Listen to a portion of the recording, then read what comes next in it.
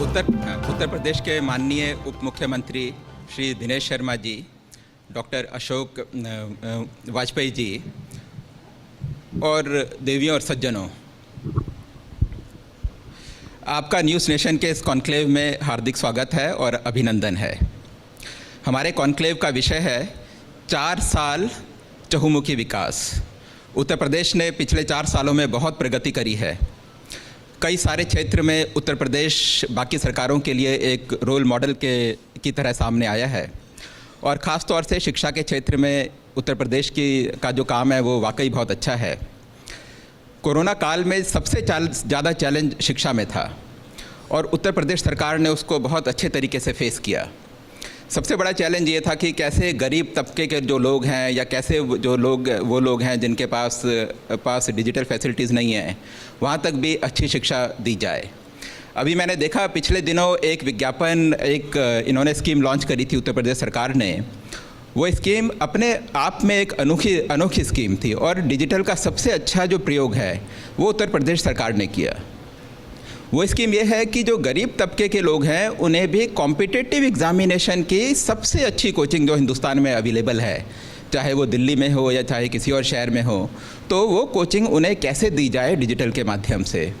तो ये एक काम बहुत अच्छा है और मैं चाहूँगा कि पिनाज आप आइए और इस सेशन को आप मॉडरेट कीजिए, इस चर्चा को हम आगे लेके जाएं और साथ ही साथ इन्होंने जो अच्छे काम किया और साथ ही साथ सरकार का जो क्रिटिसिज्म है उस सबको डिस्कस करें। Thank you very much.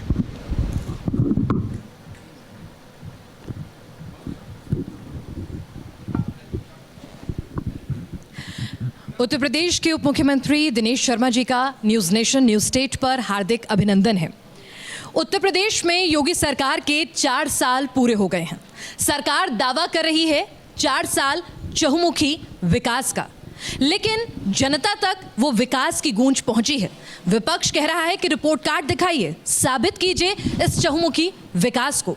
तो आज न्यूज़ नेशन न्यूज़ स्टेट अपनी इस कॉन्क्लेव के जरिए दिन भर उत्तर प्रदेश सरकार के मंत्रियों के मार्फत और साथ ही खुद मुख्यमंत्री भी मौजूद रहेंगे इस कॉन्क्लेव में, जो पेश करेंगे अपना रिपोर्ट कार्ड और साल 2022 में कैसे विरोधियों पर 21 पढ़ना है, इसके लिए क्या तैयारियां हैं, कौन से ऐसे काम हैं, उस पर भी लेखा जोखा हमारे दर्शकों के सामने और हमारी ऑडियंस के सामने पेश करने जा रहे हैं। तो लगातार न्यूज़ नेशन पर आप दिन भर देखिए हमारी ये विशेष कॉन्क्लेव।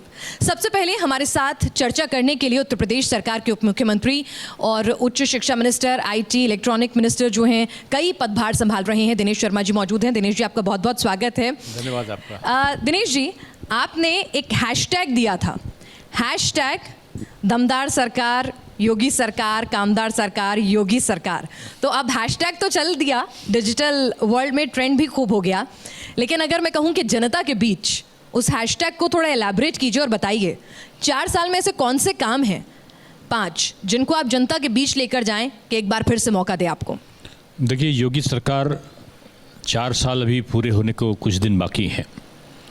इन 4 सालों में जो यात्रा पूरी करी है, विकास की यात्रा, मैं समझता हूँ कि भारत के इतिहास में ख़ासतौर से उत्तर प्रदेश के संदर्भ में ये विगत 40-45 वर्षों में भी या आज़ादी के बाद से भी जो विकास की अवरुद्ध जो बाधाएं थीं वो दूर हुई और उत्तर प्रदेश में चहुमुखी विकास हुआ, चाहे स्वास्थ्य के क्षेत्र में रहा हो, चाहे शिक्षा के क्षेत्र में रहा हो, चाहे विद्युत के क्षेत्र में रहा हो, चाहे किसानों के खाद्यान्न खरीद के संदर्भ में रहा हो, उत्पादन के क्षेत्र में रहा हो।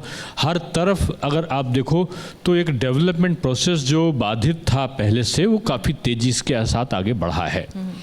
और उत्तर प्रदेश में आते ही योगी जी ने जो सबसे बड़ा काम किया कि 86 लाख के आसपास जो है 36,000 करोड़ रुपया 46 लाख किसानों के ऋण की माफ़ी का काम किया।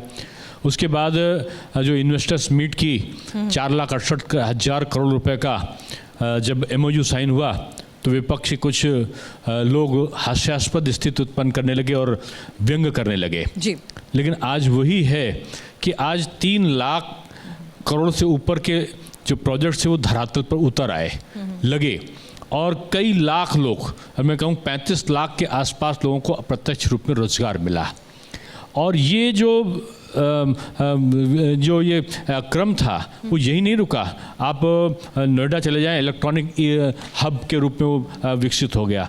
और नोएडा में अगर जाएं तो आईटी के क्षेत्र में भारतवर्ष का सबसे बड़ा आज अगर मोबाइल का प्रोडक्शन पूरे भारतवर्ष में जितना होता है तो अकेले उत्तर प्रदेश उसका लगभग 75 से 80% उत्पादन उत्तर प्रदेश में हो रहा है। आज चीन से तमाम उद्योग निकल के बाहर गए कोरोना के संक्रमण के दौरान, उनमें से तमाम उद्योग भारतवर्ष आए और भारतवर्ष में भी उत्तर प्रदेश में आए। क्यों आए? क्योंकि यहाँ पर शुचिता थी, पारदर्शिता थी, अपराधों पर नियंत्रण था और एक ईमानदार सरकार काम कर रही थी। इससे आकर्षित होकर उदाहरण के तौर पे अभी कुछ दिन पहले 5,000 करोड़ रुपए का इन्वेस्टमेंट किया है, जो इक्विपमेंट मोबाइल का इक्विपमेंट बनाने वाली कंपनी है, चाइना से आई और यहाँ पर लगाया। अभी डाटा सेंटर हमारा भारत का सबसे बड़ा डाटा सेंटर हमारे उत्तर प्रदेश में लग गया, उसका हम लोगों ने इनॉग्रेशन किया। तो ये जो व्यवस्थाएं हैं, तमाम मोबाइल की बड़ी बड़ी कंपनियां हमारे वहाँ आके उन्होंने काम शुरू किया, इनक्यूबेटर्स लगे, स्टार्टअप के तमाम जगह पर हमने उसको प्रारंभ किया। तो यानी आप कह रहे हैं कि आपने काम भी किया है और रोजगार भी दिया है, इंफ्रास्ट्रक्चर भी डेवलप किया है, और ये रोजगार क्या जनता के बीच तक पहुंचा है, उसको आप 2022 में जनता आपको कसौटी पर परखेगी। विपक्ष अपने आरोप लगा रहा है, लेकिन रिपोर्ट कार्ड यहाँ पर दिनेश शर्मा जी ने सरकार का यहाँ पर रखने की कोशिश की है। दिनेश शर्मा जी, क्योंकि आप उच्च शिक्षा, आईटी, इलेक्ट्रॉनिक कई पदभार जो हैं वो देखते हैं, और कोरोना काल में और उत्तर प्रदेश के लिए अगर मैं कहूँ तो यकीनन शिक्षा एक बड़ी चुनौती थी। उत्तर प्रदेश की शिक्षा प्रणाली को लोग संशय की नज़र से, सवालों की नज़र से देखते थे, और आपने हाल फिलहाल में ये बयान दिया कि उत्तर प्रदेश के लिए शिक्षा के लिहाज से ये स्वर्णिम काल है। कैसे? देखिए, मैं नहीं कह रहा हूँ, देश और विदेश के पत्रिकाओं में लिखा है कि भारतवर्ष में उत्तर प्रदेश में शैक्षिक क्रांति, ये शब्द का इजाद मैंने नहीं किया है। और उसके पीछे कारण ये दिया कि आज लगभग 250 से ऊपर 248 के आसपास जो माध्यमिक विद्यालय हैं, नए माध्यमिक विद्यालय उत्तर प्रदेश में मात्र 4 साल में बने। 248 मैं इसलिए कह रहा हूँ कि 48 कुल बने थे 15 वर्षों में, कुल उत्तर प्रदेश में बने थे। 205 के आसपास हमने बनाए थे अभी, और कुछ और इस साल नहीं बन रहे। 248 के आसपास हमारे कुल हो जाएंगे इस साल का अगर मिला लेंगे। और 15 सालों में जो विपक्ष की सरकारें रहीं उनमें कुल 48 विद्यालय माध्यमिक में बने। आज हम 79 महाविद्यालय 4 वर्षों में राजकीय के, गवर्नमेंट के जो है हायर एजुकेशन में बना चुके हैं। आज 3 विश्वविद्यालय, राज्य विश्वविद्यालय हमारे बनना प्रारंभ हो गए हैं, अलीगढ़ में, सहारनपुर में और आजमगढ़ में। आज अगर देखें तो निजी विद्यालयों के क्षेत्र में हम तमाम निजी विश्वविद्यालय के हम जो है आशय पत्र निर्गत कर चुके हैं, और वो अंतिम क्षण में वो हैं कि वो कब प्रारंभ हो जाए। दिनेश जी, आपने निजी विश्वविद्यालयों का, निजी हायर एजुकेशन का खुद ही जिक्र किया है, तो विपक्ष का एक आरोप जो है वो लगता है कि इतनी सारी प्राइवेट यूनिवर्सिटी और जिस तरह से अपकमिंग इंस्टीट्यूशंस जो हैं वो आ रहे हैं, तो कहीं ना कहीं योगी सरकार में शिक्षा क्या निजीकरण की तरफ ज़्यादा बढ़ रही है? ये आरोप आपके विपक्षी लगा रहे हैं, तो उस पर भी सफाई हम चाहेंगे। उनको शायद जानकारी का अभाव होगा जो लोग ऐसा आरोप लगा रहे हैं, क्योंकि उत्तर प्रदेश में तो शिक्षा निजी क्षेत्रों में पहले से है। हमारे वहाँ राजकीय विद्यालय जितने हैं वो मात्र होंगे राजकीय विद्यालय। अगर हम माध्यमिक शिक्षा की बात करें तो हमारे पास होंगे 17 से 19% के आसपास। बाकी 80% जो विद्यालय हैं वो निजी क्षेत्र के हैं, पहले से हैं, हमारे समय से नहीं, पहले से हैं। तो निजी क्षेत्र का जो वित्तविहीन विद्यालय हैं वही आज शिक्षा के अधिकांश क्षेत्रों में पठन पाठन की प्रक्रिया को संचालित कर रहे हैं। हमारे एडेड विद्यालय भी हैं और राजकीय विद्यालय भी हैं, लेकिन उनकी संख्या कम है। वित्तविहीन की संख्या ज़्यादा है जिनको आप निजी का नाम दे रहे हैं। तो निजी जो शिक्षा के क्षेत्र में आप विदेशों में जाइए तो निजी क्षेत्रों में बहुत अच्छा काम हुआ है, भारतवर्ष में बहुत अच्छा काम हुआ है। हमारे निजी कई जो विश्वविद्यालय हैं उनमें लगभग 18 देशों के, एक विश्वविद्यालय में नाम नहीं ले रहा हूँ निजी क्षेत्र का, नोएडा में लगा है, 18 देशों के लोग उसमें पढ़ने के लिए आते हैं। तो अगर हमारे वहाँ हम आयुष विद्यालय खोल रहे हैं, हम विधि विश्वविद्यालय खोल रहे हैं, हम स्पोर्ट्स विश्वविद्यालय खोल रहे हैं, कृषि विश्वविद्यालय खोल रहे हैं, हम विभिन्न क्षेत्रों के अलग अलग विश्वविद्यालयों की स्थापना उत्तर प्रदेश में करने जा रहे हैं। तो इसका सीधा प्रभाव यह है कि उत्तर प्रदेश अब एक एजुकेशनल हब के रूप में काम करेगा। हमारे मेडिकल कॉलेज 12 मेडिकल कॉलेज थे पहले, आज हमारे 30 से ऊपर मेडिकल कॉलेज काम करना शुरू कर दिए। हम हर जिले में मेडिकल कॉलेज बन जाए इसकी कल्पना लेकर आगे चल रहे हैं, उसका हमने प्रावधान किया है। हमारे 2 एम्स आज अमेठी और गोरखपुर में काम करने लगे हैं।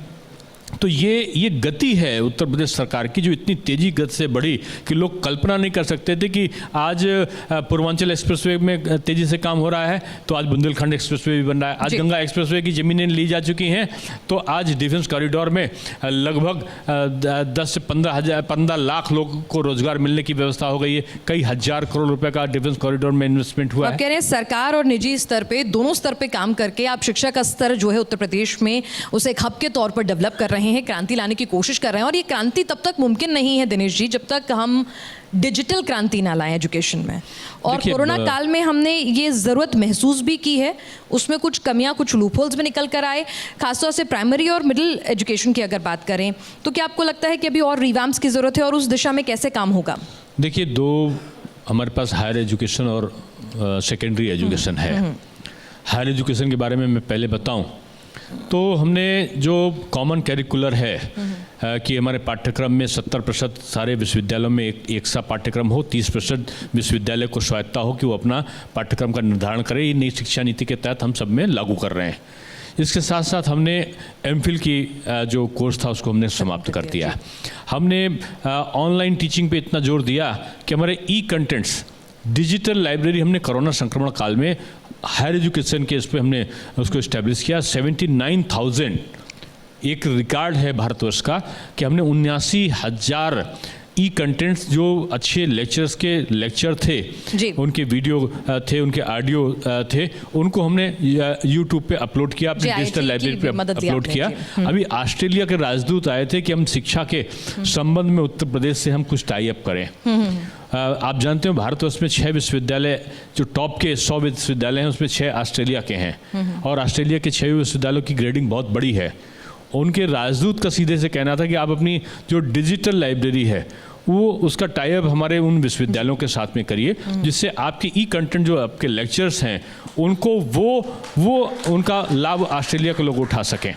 ये दूसरे लोग कर रहे हैं। अभी आईआईटी खड़गपुर ने हमारे साथ एमओयू साइन किया है। भारत की जो डिजिटल लाइब्रेरी है उसने हमारे साथ एमओयू साइन किया है।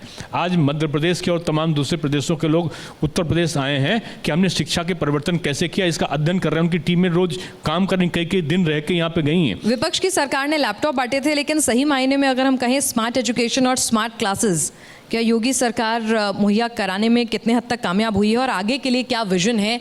क्योंकि सिर्फ लैपटॉप बांटने से काम नहीं हुआ, उसके आगे क्या कि स्कूलों तक स्मार्ट क्लासेस, डिजिटल एजुकेशन पहुंचे। देखिए, हम जड़ पे गए हैं। हम विद्यार्थी नकल क्यों करता था पहले 2016 के पहले, आज क्यों नहीं कर रहा है?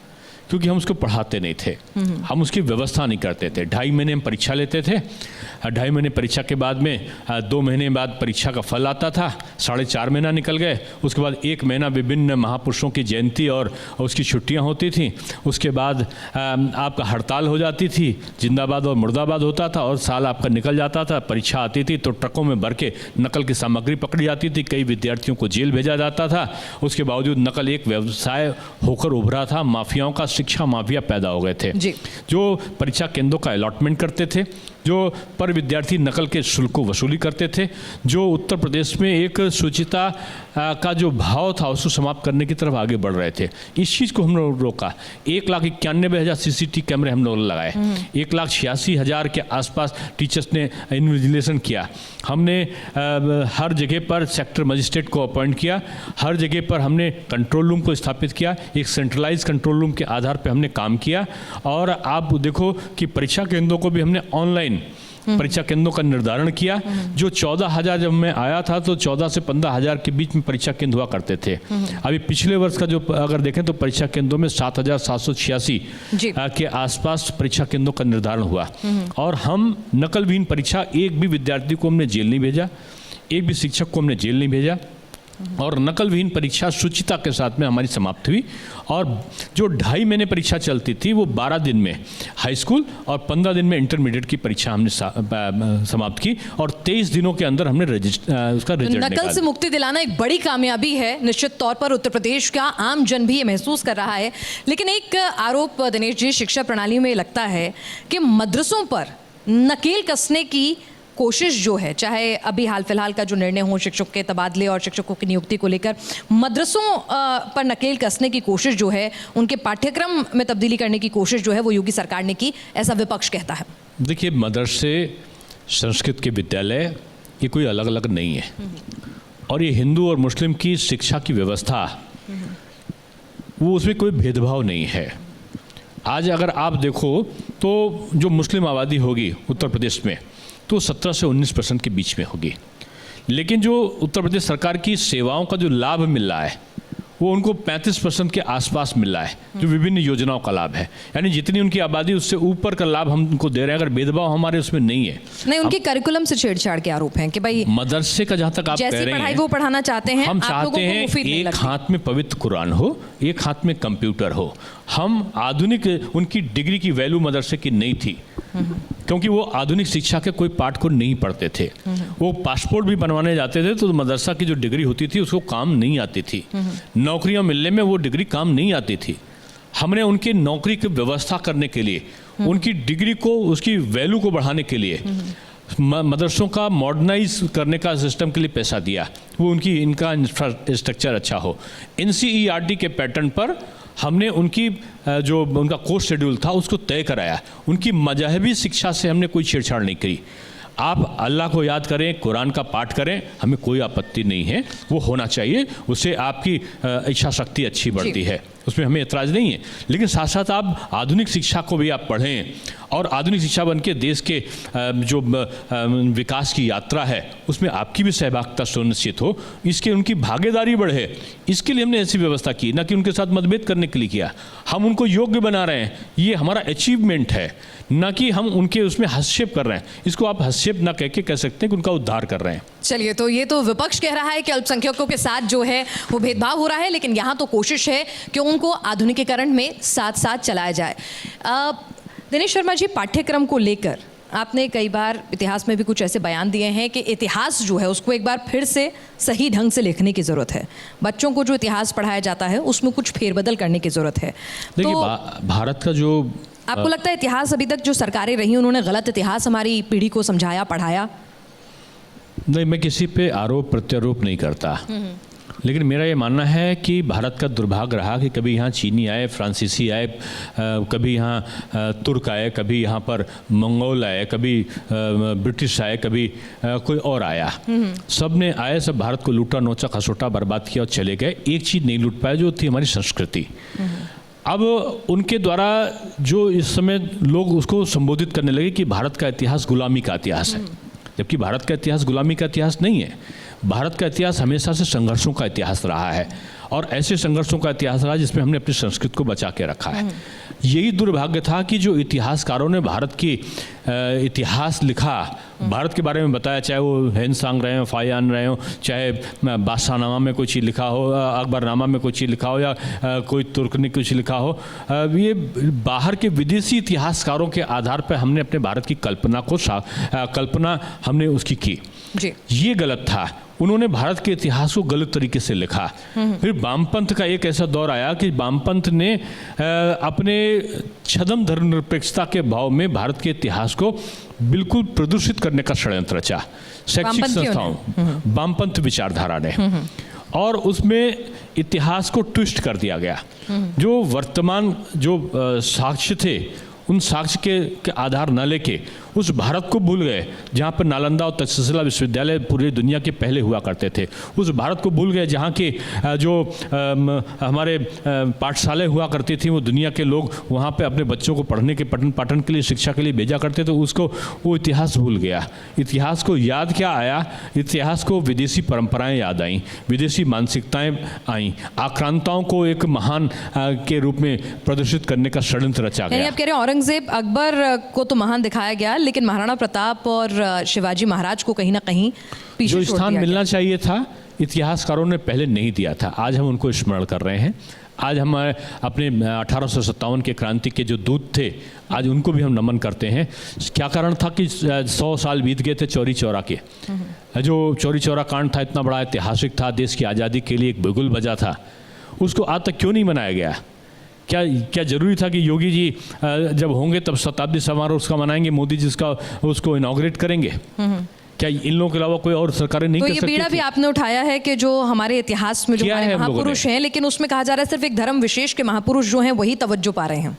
मैं धर्म विशेष नहीं कह के मैं कहता हूँ आक्रांताओं को गद्दी पर बैठाला गया और देश के स्वाधीन संग्राम के लोगों को, सुहेलदेव राजभर महाराजा सुहेलदेव ऐसे लोगों को जो है उनको स्तुति नहीं की गई। जो आक्रांता आए थे उनके लिए स्मारक बनाए गए, उनके लिए विभिन्न प्रकार के पाठ्यक्रमों में व्यवस्थाएं करी गई। ये फर्क था, जो ये दुराव था, ये जो दोहरी नीति थी, उस नीति को सही करने का काम हमारी सरकार ने सही तथ्यों को उजागर करने का काम किया है। जी अब आखिर में जो नई एजुकेशन पॉलिसी है उसको लेकर किस तरह से उसका एग्जीक्यूशन हो उत्तर प्रदेश में, उस पर क्या कुछ काम चल रहा है? और साथ ही अभी हाल फिलहाल में कुछ ऐसी खबरें सुनने को मिली कि हिंदू धर्म पर शोधकर्ताओं के लिए कुछ विशेष योजना है सरकार की, तो उसकी जरूरत क्यों आन पड़ी? ये दोनों सवाल मैं चाहूंगी। देखिए, मैं समझता हूँ कि गलत दुष्प्रचार इस सरकार के लिए करना कुछ लोगों का पेशा बन गया है और वो दुष्प्रचारित नहीं कर पा रहे हैं, ये उनका दुर्भाग्य है।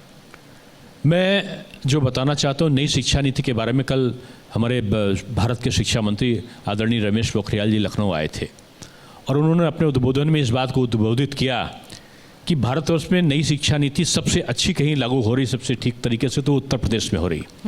हमने 7 टास्क फोर्स की बैठकें की हैं और लगभग 17 जो हमने उनके स्टीयरिंग कमेटियां बनाई हैं अलग अलग विभागों में, माध्यमिक शिक्षा विभाग, बेसिक शिक्षा विभाग, तकनीकी शिक्षा विभाग और उच्च शिक्षा विभाग में। हमने एक रिपोर्ट प्रकाशित करी है जो अभी हमारे सबके सामने आई है, भारत सरकार में भी वो गई है और टास्क फोर्स में विद्वत लोगों को रह के हम लोग हर महीने जी उसकी समीक्षा करते हैं। आज तमाम चीज़ों को हमने लागू कर दिया। मैंने बताया कि हमने ऑनलाइन टीचिंग को स्वयं प्रभा चैनल के माध्यम से हमने किया, ई गंगा पोर्टल के माध्यम से किया, हमने दूरदर्शन के माध्यम से किया, व्हाट्सएप के लाखों ग्रुप बना के उनके माध्यम से किया, हमने इंटरनेट के माध्यम से किया, हमने लेक्चर्स के अपने लेक्चर्स के पहले उत्तर प्रदेश में हमको तो इतनी प्रतिभाओं का देखकर सुखद आश्चर्य की अनुभूति हुई कि हमारे इतने योग्य माध्यमिक शिक्षा में इतने योग्य लेक्चर थे, उन्होंने एक से एक लेक्चर खुद के, उनके हमारे पास स्टूडियो नहीं था, हमने टेक्निकल यूनिवर्सिटी के स्टूडियो से उनके लेक्चर्स को अपलोड कराया और जैसे वो पढ़ाते थे कक्षाओं में जाकर ऑफलाइन में, वैसे ही उनके ऑनलाइन जो लेक्चर्स थे इतने पॉपुलर हुए कि लोगों ने उसको सहज रूप में स्वीकार किया और जो कोरोना संक्रमण काल का दौरान भयावह जो दौर था उसमें शिक्षा का कोई व्यवधान उत्पन्न नहीं होने पाया और हमारा जो सत्र था वो आज नियमित है। ये हमारा अचीवमेंट है।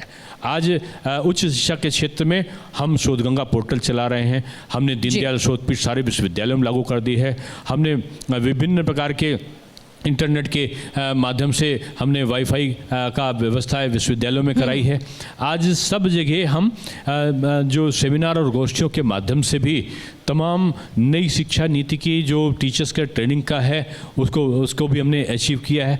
तमाम गतिविधियों को हमने आयाम दिया है और आज मुझे खुशी है कि उच्च शिक्षा और सेकेंडरी एजुकेशन अपने चरम सीमा पर पहुंचा है। चलिए दिनेश शर्मा जी, आपने अपने विभागों का साथ ही सरकार का रिपोर्ट कार्ड जनता के सामने रखा, न्यूज स्टेट के माध्यम से हमारे दर्शकों ने आपको सुना, समझा और जनता आपको कसौटी पर परखेगी चुनावी साल में। ये आपका लेखा जोखा था। आप यहाँ आए हमारी कॉन्क्लेव में, आपका बहुत बहुत शुक्रिया। आभार आपका, धन्यवाद।